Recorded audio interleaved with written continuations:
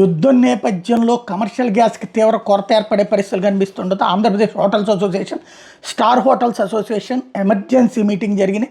Gas కొరతతో పాటు పెరుగుతున్న నిర్వహణ ఖర్చుల పట్ల హోటల్ యజమానులు తీవ్ర ఆందోళన వ్యక్తం చేశారు. ప్రత్యామ్నాయ మార్గాలు లేకపోతే హోటల్ని ఎంతకాలం మూసి ఉంచాల్సి వస్తుందనే అంశం మీద ఈ భేటీలో సుదీర్ఘంగా చర్చించారు. రేపటి నుంచి గ్యాస్ వినియోగాన్ని సాధ్యమైనంత వరకు తగ్గించాలని, అందుకోసం కఠిన నిర్ణయాలు తీసుకోవాలని అసోసియేషన్ నిర్ణయించింది. గ్యాస్ పొదుపు చర్యలో భాగంగా స్టార్ హోటల్లో జొమాటో, స్విగ్గీ వంటి ఆన్లైన్ ఆర్డర్లను త్వరలోనే నిలిపేస్తామని అసోసియేషన్ ప్రతినిధులు స్పష్టం చేశారు. గ్యాస్ ఆదా చేసేందుకు ప్రతి సోమవారం రెస్టారెంట్లు పూర్తిగా మూసేసి వీక్లీ హాలిడే ప్రకటించబోతున్నారు. దీనివల్ల కొంతవరకు గ్యాస్ ఆదా అవుతుందని భావిస్తున్నారు. కర్ణాటక తరహాలో ఏపీలో కూడా కొన్ని హోటల్స్ కేవలం టీ, కాఫీలు మాత్రమే విక్రయించే పరిస్థితి రాబోతుందని చెప్పారు. రాత్రి 10 గంటల వరకే రెస్టారెంట్లు, స్ట్రీట్ ఫుడ్ సెంటర్లు నడిపేలా సమయం కుదించేలా ప్రభుత్వం ఆదేశాలు జారీ చేయాలని అడిగారు. బ్లాక్ మార్కెట్ నరికేందుకు ఎన్ఫోర్స్మెంట్ ఏర్పాటు చేయాలని, డొమెస్టిక్ గ్యాస్ మాదిరిగానే కమర్షియల్ గ్యాస్ను కూడా సరఫరా చేయాలని కోరారు.